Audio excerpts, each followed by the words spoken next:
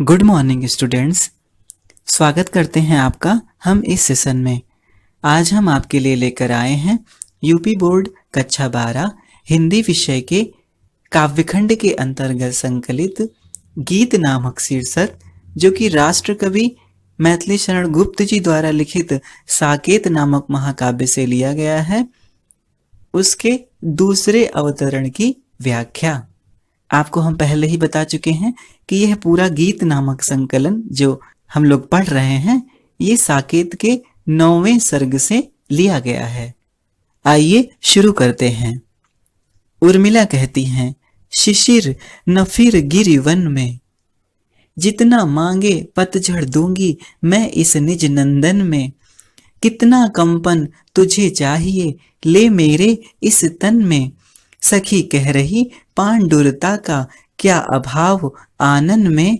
वीर जमा दे नयन नीर यदि तू मानस भाजन में, तो मोती सा मैं अकिंचना रखूं उसको मन में। हंसी गई रो भी न सकूं मैं अपने इस जीवन में, तो उत्कंठा है देखूं फिर क्या हो भाव भुवन में। देखिए, शरद ऋतु की चर्चा हो गई थी। शरद ऋतु के बाद शिशिर ऋतु आती है, अर्थात शीत ऋतु, जिसमें बहुत ही कड़ाके की ठंड भी होती है। तो उसी शीत ऋतु से उर्मिला का संवाद हो रहा है। आइए हम लोग शब्दार्थ देख लेते हैं। शिशिर यानी शीत ऋतु अर्थात जाड़े की ऋतु, फिर यानी घूमना, गिरि बोलते हैं पर्वत को, वन यानी जंगल, निज यानी स्वयं, नंदन बोलते हैं इंद्र के उद्यान को, इंद्र के बगीचे को, कंपन अर्थात कांपना, पांडुरता का मतलब होता है पीलापन, अभाव यानी कमी, आनन बोलते हैं मुख को, नयन नीर अर्थात आंखों का पानी यानी अश्रु, मानस भाजन अर्थात मन रूपी बर्तन, मन रूपी पात्र, मोती सा अर्थात मोती के जैसा, उपमा अलंकार, अकिंचन बोलते हैं गरीब को, निर्धन को, उत्कंठा यानी उत्सुकता, भाव भुवन यानी भावनाओं का संसार, यानी मन के भीतर का वह काल्पनिक संसार जहां मनुष्य सुख दुख इत्यादि का अनुभव करता है। आइए अब हम लोग व्याख्या देखते हैं। शिशिर न फिर गिरि वन में, विरह की मारी उर्मिला उस शीत ऋतु से संवाद कर रही हैं और कह रही हैं कि हे शीत ऋतु, न फिर गिरि वन में, तू पर्वतों और जंगलों में मत घूमा कर, क्योंकि मेरे प्रियतम वहां हैं और तेरे जाने से उनका जीवन कष्टकारी हो जाएगा। कहने का मतलब, सर्दी की ऋतु में सामान्य जगह पर रहने में ही कितना कष्ट होता है, तो पर्वतों और जंगलों में जो रह रहा है उसका जीवन तो वास्तव में बहुत ज्यादा कष्टकारी हो जाता है। उर्मिला कह रही हैं कि हे शीत ऋतु, तू जंगलों और पर्वतों में मत घूमा कर। तुझे जो चाहिए, जिस चीज की भी तुझे अभिलाषा है, तेरी जो भी मनोकामना है, तेरा जो भी अभीप्सित है, वो सब तुझे मेरे से ही प्राप्त हो जाएगा। तुझे जंगलों और पर्वतों में जाने की कोई आवश्यकता ही नहीं है। उर्मिला कह रही हैं, जितना मांगे पतझड़ दूंगी मैं इस निज नंदन में। हे शीत ऋतु, तुझे जितना पतझड़ चाहिए उसको मैं अपने इस शरीर रूपी उद्यान से ही तुझको प्रदान कर दूंगी। अर्थात हे शिशिर ऋतु, तुझे जितना भी पतझड़ चाहिए वह तू मेरे इस नंदन वन के जैसे शरीर से ही प्राप्त कर ले। कहने का भाव यह है कि लक्ष्मण से उर्मिला दूर हैं और प्रियतम से दूर होने के कारण उनका शरीर पीला सा पड़ जा रहा है। इसलिए जिस प्रकार पतझड़ में वृक्ष के पत्ते पीले पीले हो जाते हैं और जमीन पर गिरने लगते हैं, उसी प्रकार लक्ष्मण के अभाव में उनकी विरह की अग्नि में जलकर उर्मिला का शरीर पीला पड़ता जा रहा है और मानो अपना अस्तित्व खो रहा है, उन्हीं पत्तों की भांति नष्ट हो रहा है। कितना कंपन तुझे चाहिए ले मेरे इस तन में।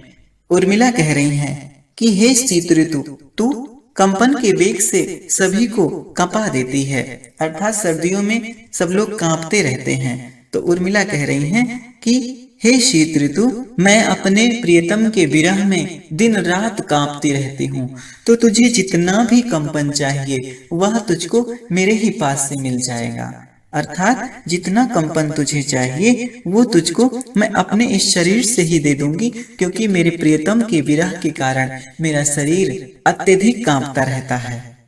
सखी कह रही पांडुरता का क्या अभाव आनंद में। देखिए, प्रियतम की विरह के कारण उर्मिला नित्य कमजोर होती जा रही हैं और उसी कमजोरी के कारण उनका शरीर पीला पीला सा लगने लगा है।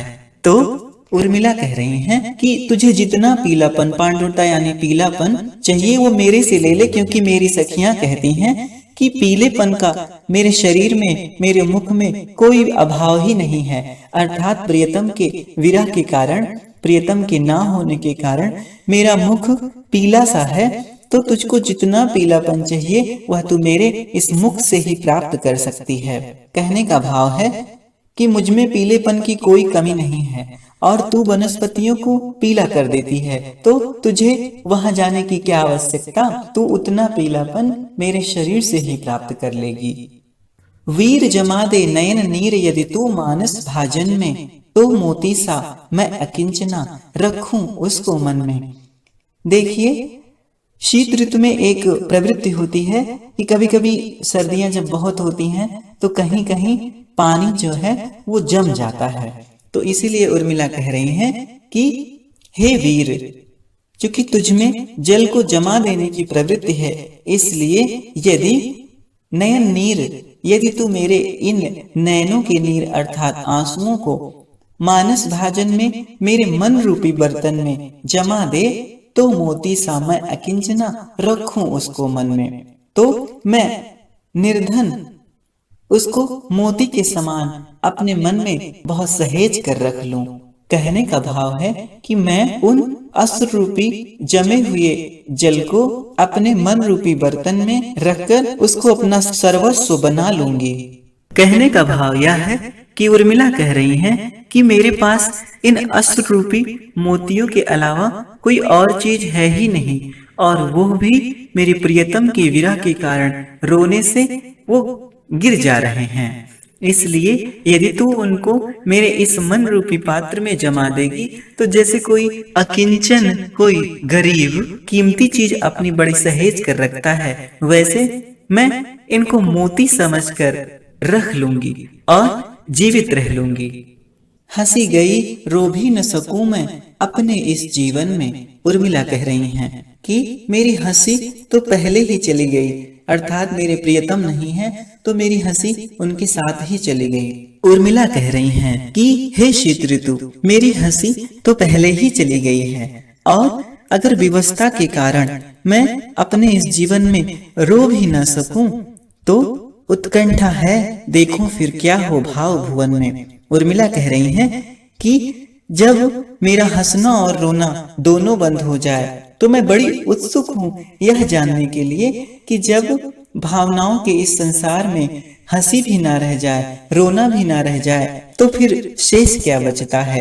मैं इसे जानने के लिए बहुत ही उत्सुक हूँ। कहने का मतलब है कि सुख और दुख के अभाव में, हंसने और रोने के अभाव में मेरे भावना के संसार में क्या शेष बचेगा, यह जानने के लिए मैं बहुत ही उत्सुक हूँ। मेरे मन में हंसने और रोने के अभाव में कौन कौन से भावनाएं उत्पन्न होंगी, वो मैं जानने के लिए बहुत ही उत्सुक हूँ।